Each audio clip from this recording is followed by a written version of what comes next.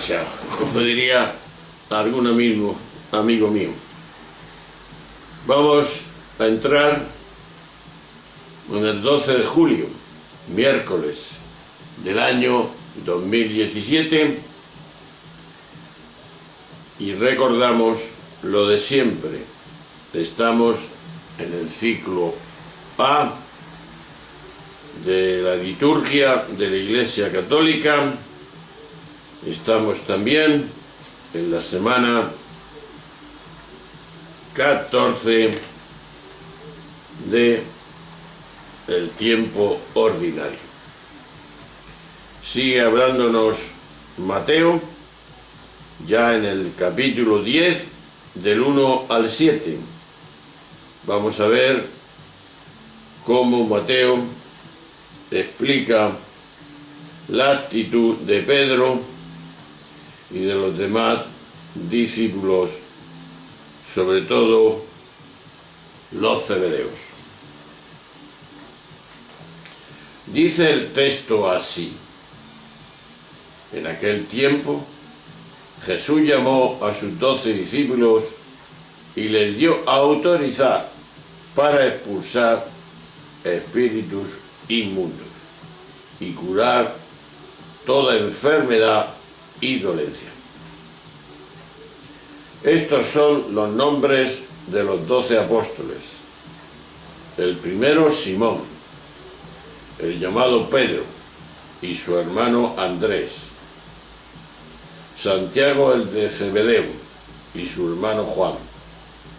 Felipe y Bartolomé. Tomás y Mateo, el publicano. Santiago el Alfeo y Tadeo. Simón el fanático y Judas Iscariote, el que lo entregó. A estos 12 los envió Jesús con estas instrucciones: no vayáis a tierra de paganos, no entréis en las ciudades de Samaria, sino ir a las ovejas descarriadas de Israel y proclamar que el reino de los cielos está cerca. Pues veamos detenidamente este relato. Los 4 evangelios refieren la constitución del grupo de los 12, aunque no haya conformidad en lo que se refiere a los nombres de todos ellos por los estudiosos. Probablemente permanecieron en el recuerdo aquellos discípulos más significativos para la vida de las comunidades, mientras que los otros fueron cayendo en el olvido. En cualquier caso, lo que parece claro es que se trató por parte de Jesús en un gesto simbólico. El número 12 era una alusión directamente al pueblo de Israel. Como esa acción, Jesús hablaría plasmando ese deseo de refundar el pueblo a partir de una interpretación tan novedosa como radical de la Torá. Por lo demás, en el texto queda también manifiesta la identificación de Jesús, repito, con su pueblo. Como buen judío, consideraba que la salvación había de empezar por los judíos, el pueblo de Israel, y así su advertencia de que no fueran a tierras paganas o paganos, ni siquiera a Samaria, sino que se dirigieran únicamente al pueblo judío, Seguramente que la creencia común de que sólo después de que Israel se hubiera convertido, la salvación podría extenderse al resto del mundo.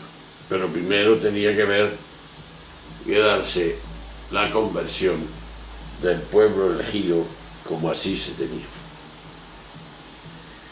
A los humanos nos cuesta ver más allá del horizonte estrecho de nuestra mente. Es sabido que en la etapa mítica de la historia de la humanidad, lo humano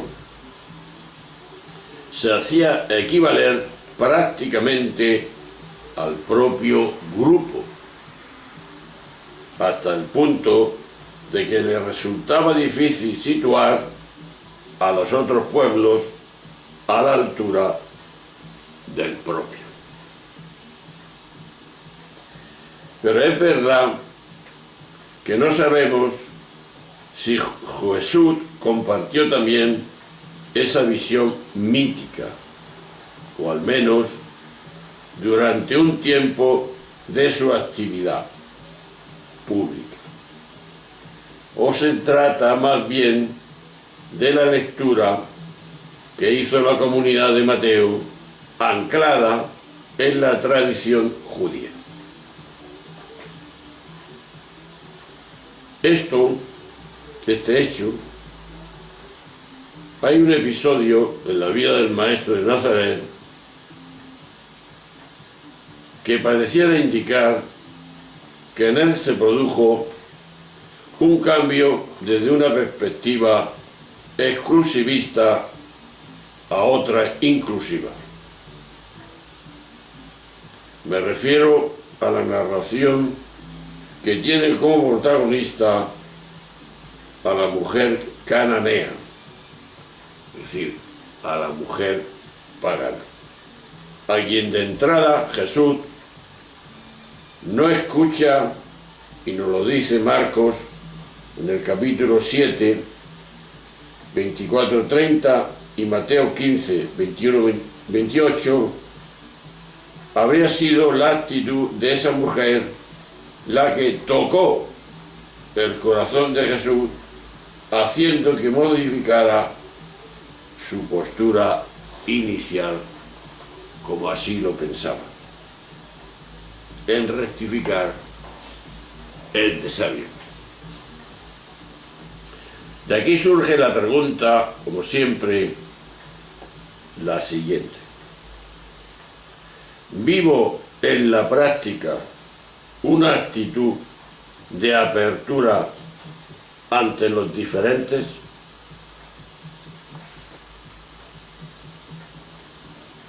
Vivo, repito, en la práctica una actitud de apertura ante los diferentes. Soy abierto a todo lo que pasa en mi vida, o me encierro en lo que conozco y ya está. Eso le pasó a Jesús. Veamos. El capítulo 10 del Evangelio de Mateo presenta el segundo gran discurso de Jesús.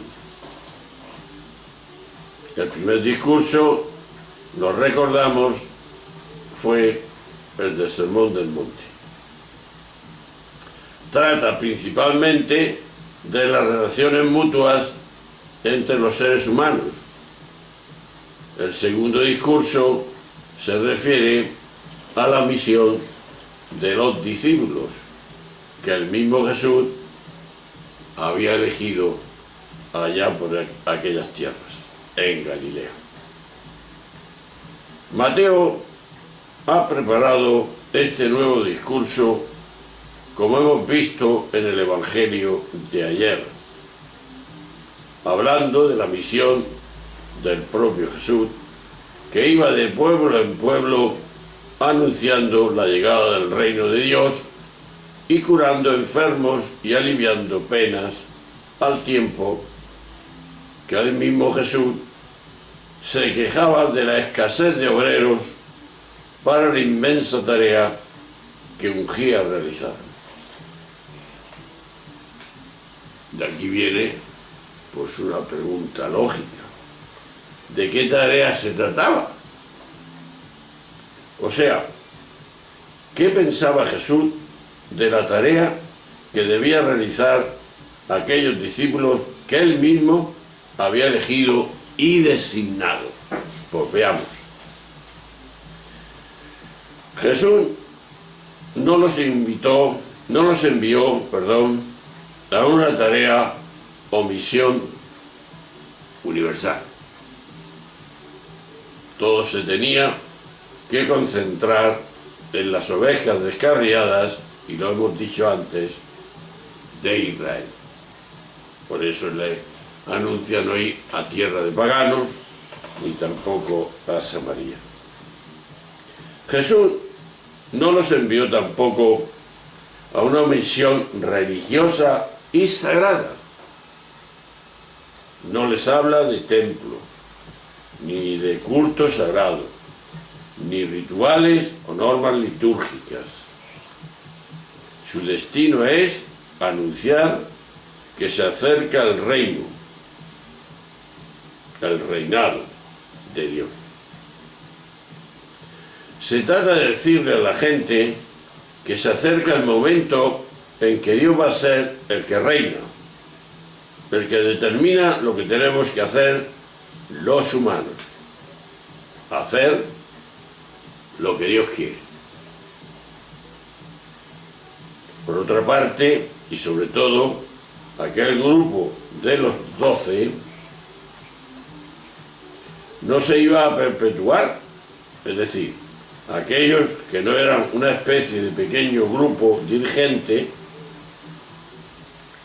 Cuando se suicidó Judas, eligiendo a Matías para contemplar el número 12, en los hechos que nos narran los Hechos de los Apóstoles, en el capítulo 1, del 15 al 26, pero este número de los 12 duró hasta que vino el Espíritu en Pentecostés, que transformó toda la existencia, como hemos visto, de los apóstoles. Después, los que fueron muriendo en aquellos 12 nunca fueron cargos renovados hasta que se extinguieron. La Iglesia nunca tuvo conciencia de que aquellos 12 hombres se tenían que mantener. De ahí el origen del episcopado y de los obispos como sucesores de los apóstoles. Es una idea que se fijó en el siglo III y que muchos autores lo afirman así. Estos discípulos, Jesús les dio algo grande, que es la autoridad. Ellos prolongaban la autoridad que tuvo Jesús para anunciar el reino de Dios y curar enfermos, como nos habla Mateo 7, 29 y 9, 6 y 8. Jesús los envía a expulsar demonios, que era una forma de indicar en aquel tiempo algunas enfermedades. Y curar enfermedades y dolencias, dice el texto. La misión de estos discípulos, tal como lo presenta Mateo, era reformar la religión de Israel, dándole otra orientación. ¿Cuál? Una religión no centrada en el templo, el culto y los sacerdotes, sino, primero, presentar una nueva imagen de Dios, el Padre de bondad y misericordia que ellos habían olvidado. Segundo, un nuevo proyecto, el reino de Dios. Y tercero, fomentar una nueva conciencia ética, las relaciones más profundas humanas que se detallaron en el monte, en el Sermón del Monte. Y cuarto, mejorar la situación del pueblo oprimido, aliviando sus males, dolencias y opresiones que estaban en ellos. Este proyecto tendría que ser la base del proyecto y de la misión de la Iglesia en el mundo. ¿Es este proyecto? Pues en cierta manera sí es, pero tenemos que ir matizando para que no se nos olvide que la gran misión de la Iglesia es dar a conocer a Jesús, pero a ese Jesús entero, lo que hacía, cómo vivía y por qué lo hacía. Esa es la misión. Y así los apóstoles iban manifestando, quitando toda dolencia, curando a los enfermos y sobre todo a los endemoniados, a los que habían perdido un poco el juicio por las situaciones concretas de su vida. Pues bien, ahí está la situación concreta del que habla hoy Mateo. Por eso la pregunta, os lo recuerdo y me lo recuerdo a mí: ¿vivo en la práctica una actitud de apertura ante los diferentes? ¿Cómo actúo en mi vida? Jesús se preocupó en aquel momento pues del pueblo de Israel, que estaba pues muy dañado. Elige a los apóstoles y les dice que no vayan a tierra de paganos y no entréis en la ciudad de Samaria, y se dediquen a las ovejas descarriadas de Israel, porque se habían apartado del sentido profundo de su misión. Pues bien, después pensaría que una vez restauradas el pueblo de Israel, pues tendría que ir, como así lo hizo, a todas las tierras paganas y a los samaritanos, que tenemos muchos hechos, sobre todo la conversión de la samaritana, la prostituta que presenta en el pozo de Jacob. Bueno, hermanos, pues ahí nos quedamos. Ahí vemos cómo elige el Señor a estos apóstoles que van curando, que van quitando dolores, que van quitando el sufrimiento y aliviando por lo menos al que está mal.